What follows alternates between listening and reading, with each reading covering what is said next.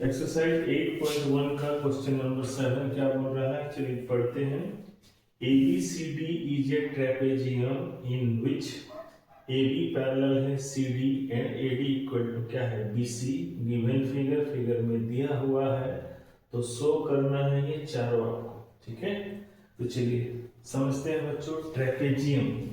Trapezium में एक जो ऑपोजिट साइड्स है वो पैरेलल है, यानी कि AB पैरेलल है किसका, BC का, और जो नॉन पैरेलल है बच्चों वो आपका क्या है, इक्वल है। तो ऐसे ट्रेपेजियम को हम लोग क्या बोलते हैं, आइसोसेलेस ट्रेपेजियम, जो कि आप जूनियर क्लासेस यानी कि 7-8 में पढ़े हैं। एक ऐसा ट्रेपेजियम जिसमें एक ऑपोजिट साइड्स पैरेलल हो और जो नॉन पैरेलल ऑपोजिट साइड्स हैं अगर वो इक्वल होते हैं, तो ऐसे ट्रेपेजियम को हम लोग क्या बोलते हैं, आइसोसेलेस ट्रेपेजियम। जो कि यहाँ जरूरत में नहीं है, वो होता है, वो हम आपको बता दिए। तो चलिए इस क्वेश्चन में ABCD एक क्या है, ट्रेपेजियम जिसमें AB पैरेलल है BC का, और ये जो नॉन पैरेलल है AD और BC, ये दोनों क्या आपस में इक्वल है।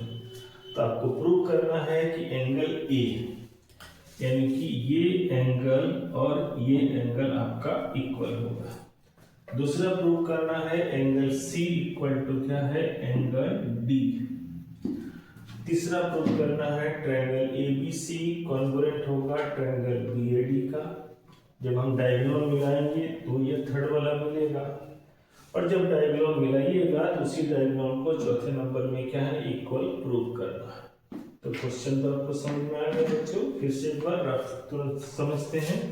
ABCD एक ट्रेपेजियम में है जिसमें एक ऑपोजिट साइड्स यानी कि AB और DC क्या है, पैरेलल है, और एक ऑपोजिट साइड्स का पेयर जो नॉन पैरेलल है उन दोनों का लेंथ क्या है, इक्वल है। तो आपको ये चारों प्रूव करके दिखाना है। तो चलिए लिखते हैं बच्चों। गिवन में क्या लिखेंगे, ABCD is a trapezium in which AB parallel DC and AD equal to क्या है, BC। ये फिगर के साथ ये क्या है, हम लोग इसको लिख दिए। टू प्रूव, ये चारों जो प्रूव करना है बच्चों उसको लिखें।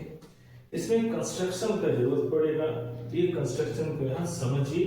हालांकि एनसीईआरटी में बुक में भी हिंट के तौर पर ये कंस्ट्रक्शन का स्टेप दिया हुआ है। ये क्या बोल रहा है, DA के पैरेलल CE हम लोग ड्रॉ करते हैं। ड्रॉ CE पैरेलल क्या है, DA, comma when AB is produced it meets, कौन सा मीट, CE जो पैरेलल ड्रॉ किए हैं वो किसको मीट कर रहा है, बोलिए E पर कर रहा है।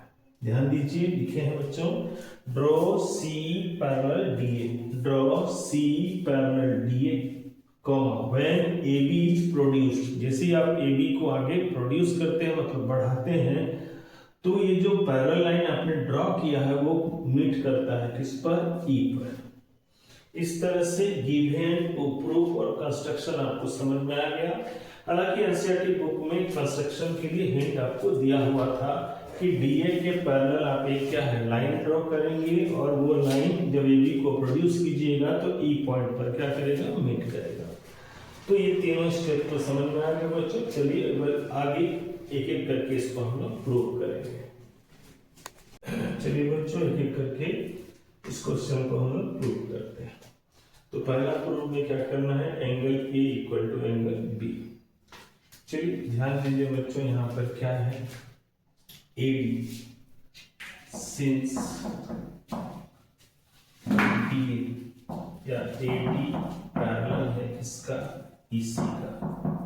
AB पैरेलल कहां से आया, EC का। कहां से आया बच्चों, कंस्ट्रक्शन से, कंस्ट्रक्शन से।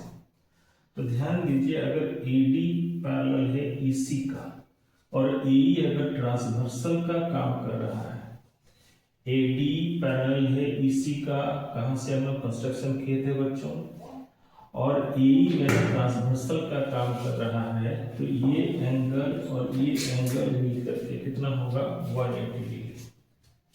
सो angle A plus angle E equal to 180 degree, equation 1। ये कहां से आया, को इंटीरियर एंगल्स, को इंटीरियर एंगल्स का सम कितना होता है, 180 डिग्री। चलिए आप ध्यान दीजिए, CB AE पर लाई कर रहा है, यानी कि ये दोनों एंगल, ये एंगल और ये एंगल मिलकर के कितना होगा 180 डिग्री। किससे बच्चों? लीनियर पेयर से। तो एंगल B इसको हम लोग ले रहे हैं क्योंकि क्वाड्रिलेटरल यानी कि ट्रेपेजियम ये है, तो एंगल B का मतलब सिर्फ यही होगा, तो इसके लिए हम लोग एंगल 1 ले रहे हैं। तो चलिए क्या आएगा, angle 1 plus angle B equal to 180 degree. कहाँ से? Linear pair, linear pair property से। लीनियर पेयर प्रॉपर्टी से angle 1 plus angle B equal to कितना हुआ 180। यहाँ पर ध्यान दीजिएगा बच्चों, एंगल B का मतलब इस ट्रेपेजियम के अंदर वाला इसी एंगल के बारे में बताया जा रहा है। इधर वाला को हम लोग क्या मान लिए 1। तो देखिए ये दोनों आपको मिल गया। क्या क्या मिला बोलिए? Angle A plus angle E का वैल्यू कितना आया 180 डिग्री। किससे? कोइंटेरियर एंगल से। एंगल 1 प्लस एंगल B, ये एंगल और ये एंगल क्या है? लीनियर पेयर को फॉर्म कर रहा है, तो इन दोनों का सम भी क्या है 180 डिग्री। चलिए अब आगे चलते हैं, ध्यान दीजिए। वी हैव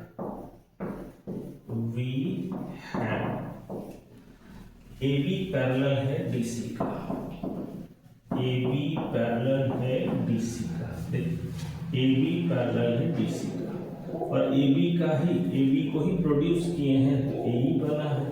इसका मतलब AE पैरेलल भी होगा किसका? DC का। ध्यान दीजिए, AB पैरेलल DC उसी को प्रोड्यूस करके E बनाए हैं, तो AE भी पैरेलल होगा किसका बच्चों? DC का। चलिए कंस्ट्रक्शन में क्या है? AD पैरेलल है किसका? CE का। AD पैरेलल है CE का। देखिए यहाँ से ध्यान से देखिए, AB पैरेलल DC ये तो गिवन है। AB को प्रोड्यूस किए तो E तक गया है, यानी कि अगर AB पैरेलल है DC का तो AE भी पैरेलल होगा किसका? DC का। कंस्ट्रक्शन से क्या है? AD पैरेलल है किसका? EC का या CE का। इसी ही लिख देते हैं चलिए बच्चों। तो देखिए EC EC, तो ध्यान दीजिए एक ऐसा क्वाड्रिलेटरल आपको दिख रहा है, कौन? AECD या ADCE। एक क्या है? ऐसा क्वाड्रिलेटरल जिसका ऑपोजिट साइड्स क्या है? पैरेलल है। तो हम लिख सकते हैं क्या कि सो quadrilateral AECD is a parallelogram। AECD क्या हो गया? पैरेललोग्राम हो गया। तो अगर ये पैरेललोग्राम है तो इसका ऑपोजिट साइड्स भी क्या होगा? इक्वल होगा। ऑपोजिट साइड्स भी आपका इक्वल होगा इस पैरेललोग्राम का। चलिए नाउ क्या करते हैं बच्चों, ध्यान दीजिए। नाउ हमारे पास AD इक्वल टू BC देखिए गिवन है। AD equal to BC, AD equal to BC, और AD इक्वल टू क्या आएगा? EC।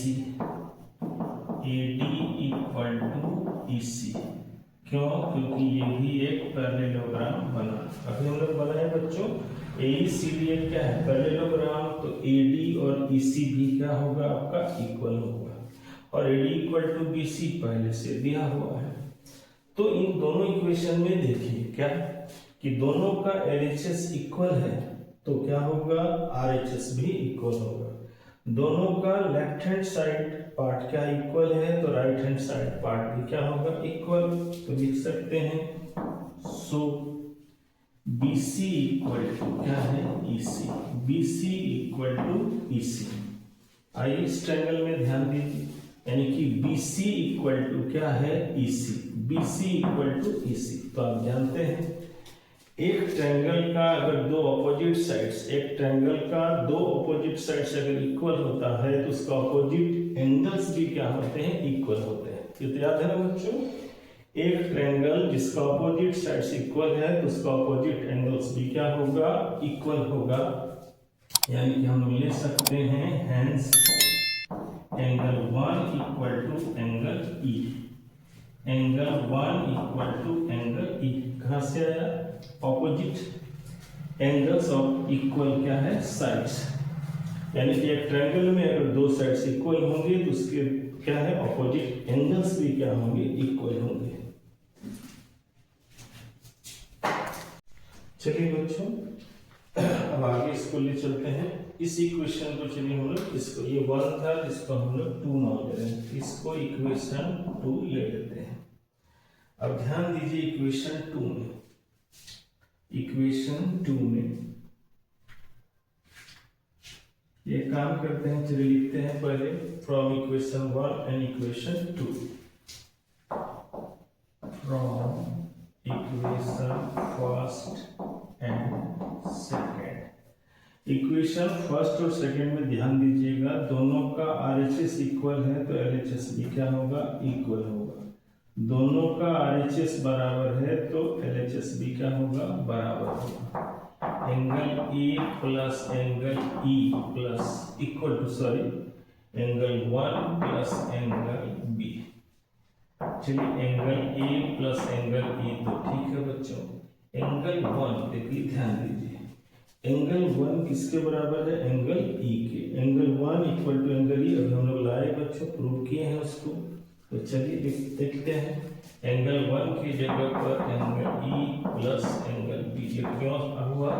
क्योंकि एंगल 1 और एंगल E इक्वल है, दोनों साइड में सेम सेम है, ये कैंसिल होगा। तो angle A equal to angle B, ये आपका प्रूव हुआ फर्स्ट पार्ट। ये प्रूव हो गया बच्चों फर्स्ट पार्ट।